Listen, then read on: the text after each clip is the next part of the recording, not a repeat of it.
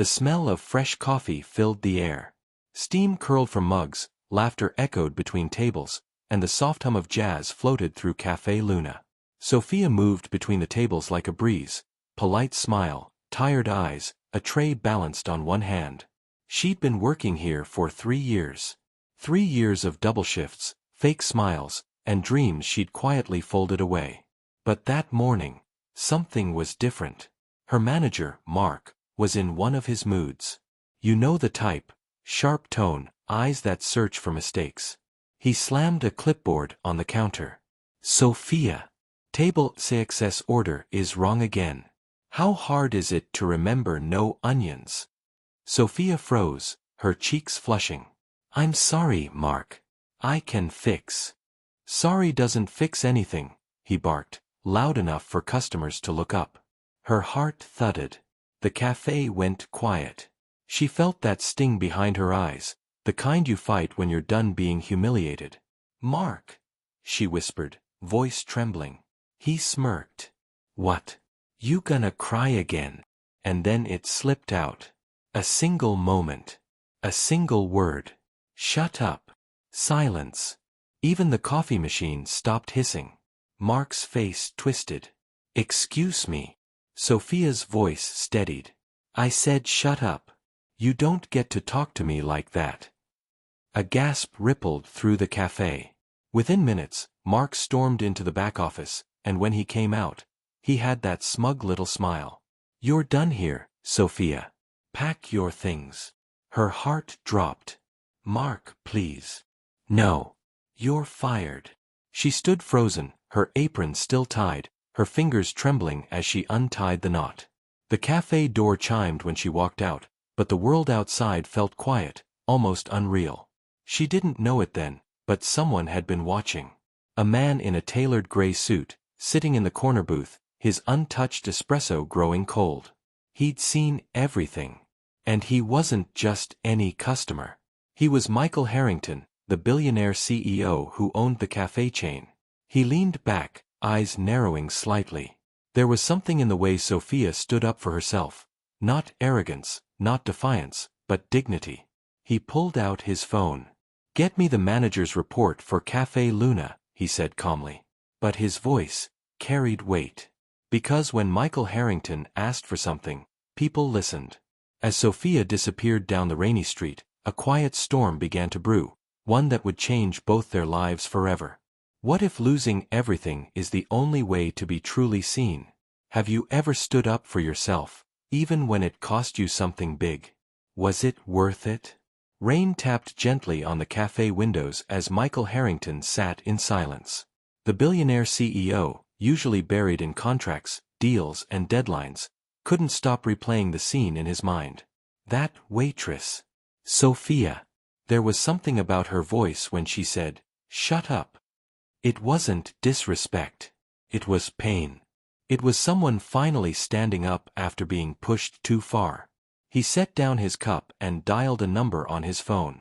"Robert," he said, his voice low but sharp, "I want the employee files from Café Luna. Today." Meanwhile, Sophia walked through the city streets, her apron clutched in her hand. The rain had soaked through her jacket, but she didn't care. Each drop felt like it was washing away what was left of her pride. Her phone buzzed, a message from her best friend, Emma. "What happened?" "Mark's saying you yelled at him." Sophia sighed. "Of course he is." "Yeah," she texted back. "I told him to shut up. He fired me." "You didn't deserve that. You've been covering his mistakes for months." Sophia stopped under a streetlight. The city lights blurred through her tears. She had $48 in her account. Rent due in 4 days. Her hands trembled as she typed, "I'll be fine." But even she didn't believe it. Back at Café Luna, Mark leaned on the counter, bragging to another employee. "Can you believe that attitude? Telling me to shut up." He laughed, tossing a towel aside. Good riddance. She was lucky to even have this job. The door opened. Michael Harrington walked in. The air changed instantly. Employees straightened up. The chatter died.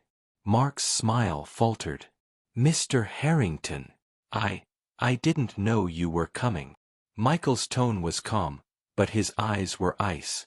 I like surprises, he said. Tell me, Mark, what happened with the waitress this morning? Mark straightened. She was rude, sir. Completely unprofessional. I had no choice but to fire her. Michael tilted his head slightly. Interesting. He slid his phone across the counter, a still frame from the cafe's security footage. It showed Mark shouting, and Sophia, standing still, trying not to cry. Would you like to try again? Michael asked softly. Mark swallowed. Sir, Save it, Michael cut in. You humiliated an employee in front of customers. That's not leadership. Mark's face went pale. I didn't mean. You're suspended. Effective immediately, Michael said. We'll review this further. He turned and left, the cafe silent behind him. Outside, the rain had stopped. The streets glistened under the city lights. Michael stood there for a moment, looking down the road, the same road Sophia had walked hours earlier. He didn't know why he cared. CEOs didn't get involved in stories like this. But something inside him whispered, this wasn't over. He called Robert again. Find her, he said. Sir. Sophia Bennett. I want to know where she is, and what she really needs. That night, Sophia sat on her apartment floor, clutching a warm mug of tea. Her cat purred beside her as she stared out the window, lost in thought. She had no idea that the man she'd served coffee to that morning was about to turn her whole life upside down. Sometimes, the people watching quietly are the ones who can change everything. Have you ever felt unseen, until the right person finally noticed what you went through? 2 days had passed. Sophia sat by her apartment window, a soft drizzle painting silver streaks across the glass. She hadn't slept much. The silence of unemployment felt heavier than she expected. Too quiet, too slow, too full of what-ifs. Her phone buzzed. A message from her landlord. Rent due by Friday. No extensions this time. She sighed, closing her eyes. Great. Another reminder that life doesn't pause just because your heart does. Across town, Michael sat in the back seat of a sleek black car. His assistant, Robert, handed him a file. Sir, we found her. Sophia Bennett. 26. Lives in the Maple Street apartments. Michael nodded, scanning the papers. She's been with Café Luna for 3 years. No complaints, no write-ups. Actually, several customer compliments. He frowned. And she got fired for one emotional outburst. Robert hesitated. Seems so. Michael closed the folder slowly. Sometimes the loudest moments come from the quietest hearts, he murmured. By afternoon, Sophia decided to step out. She wrapped her coat tight and walked toward a small bakery, her thinking place. The bell above the door chimed as she entered. The scent of warm bread and cinnamon greeted her. Hey, Soph, said Emma, waving from behind the counter. You look like you need a hug or 5 croissants. Sophia chuckled weakly. Maybe both. Emma handed her a coffee. On the house. And before you say anything. No, you don't owe me.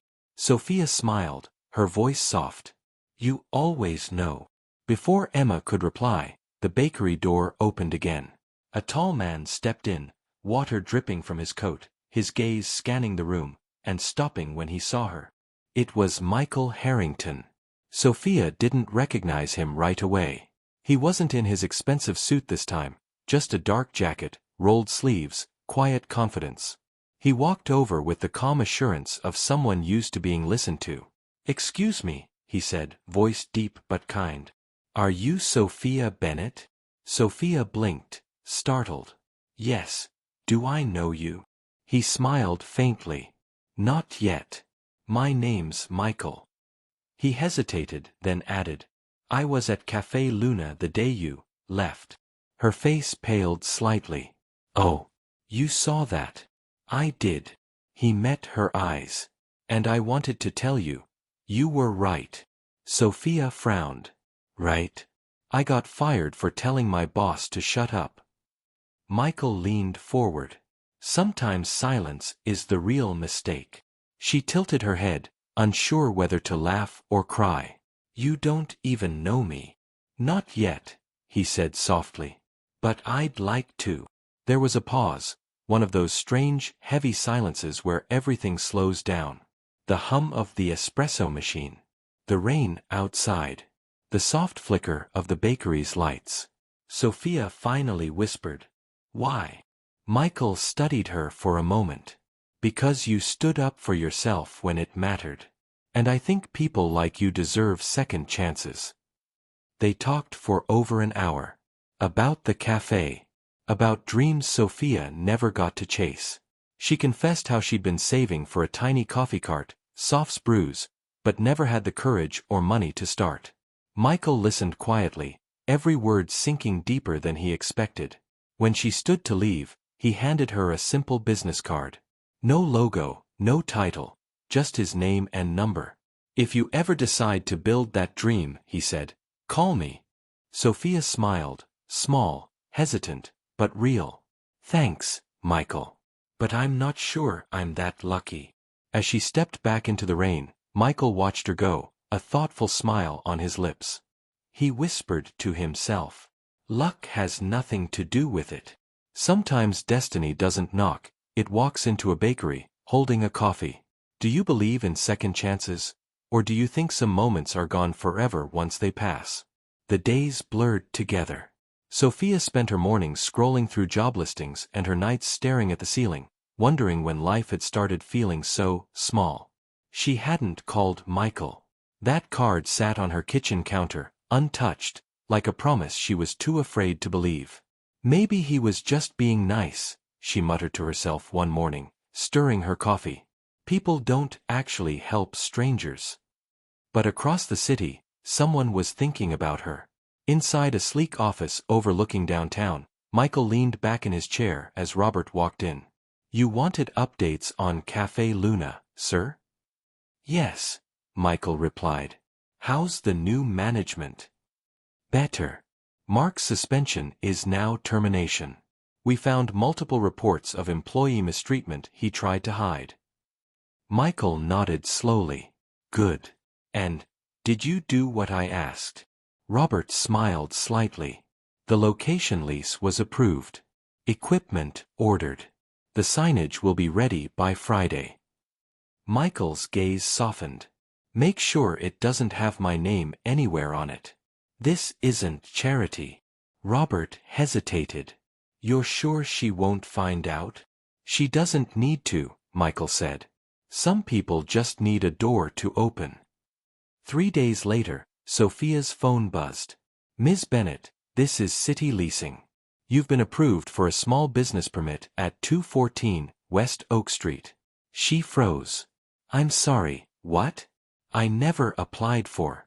The voice on the phone chuckled. It's already paid for. Fully. First 6 months covered. Sophia's breath caught. By who? I'm afraid the sponsor requested to remain anonymous. Her mind raced. Anonymous. Paid for? It didn't make sense, until her eyes fell on that business card lying by her coffee mug. Michael, she whispered. That afternoon, she went to see the space. It was small but beautiful, a corner shop with tall windows, soft light, and the faint smell of new paint. And right there, taped to the window, was a single handwritten note.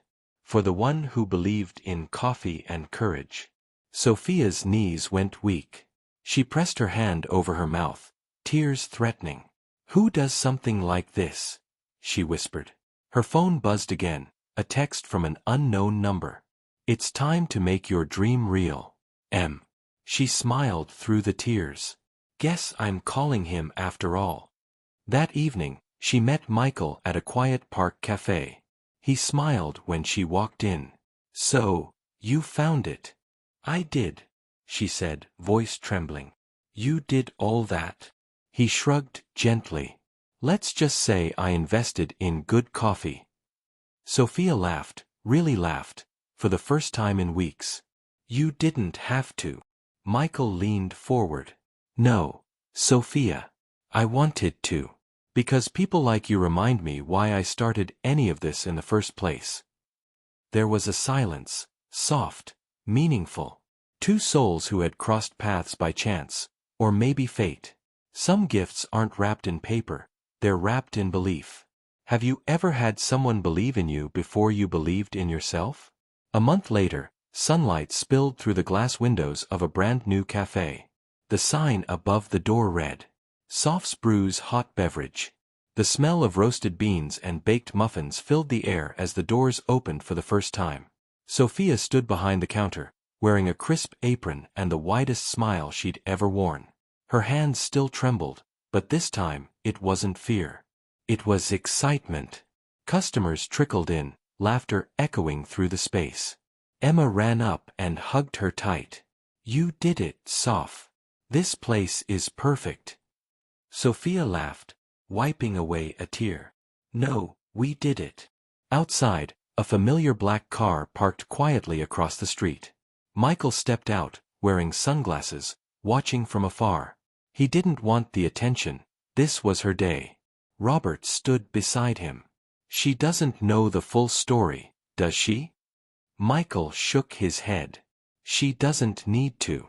She earned every bit of this. They watched as Sophia greeted her first customer, an older man struggling with his wallet. She smiled, poured him a cup, and said, First one's on the house. Michael smiled faintly. That's her, he murmured. Kindness first.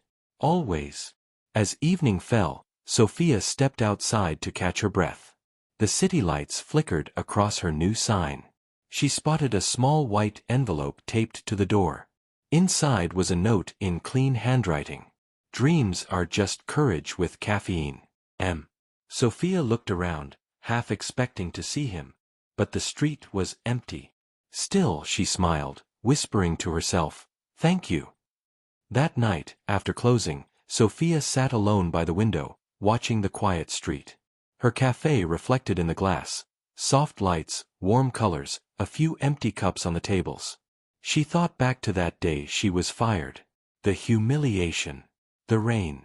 The single word that changed everything. Funny, she whispered. If I hadn't said, shut up, none of this would have happened. She laughed softly, then looked up at the stars outside her window. Sometimes losing one job, she said, is how you find your purpose. Across town, Michael raised a glass in his apartment, watching the city lights shimmer below. He didn't need thanks. He didn't need recognition. He just needed to know that the right person got her chance. Sometimes, life takes everything away, just to give you something better. If life handed you a second chance today, would you be brave enough to take it?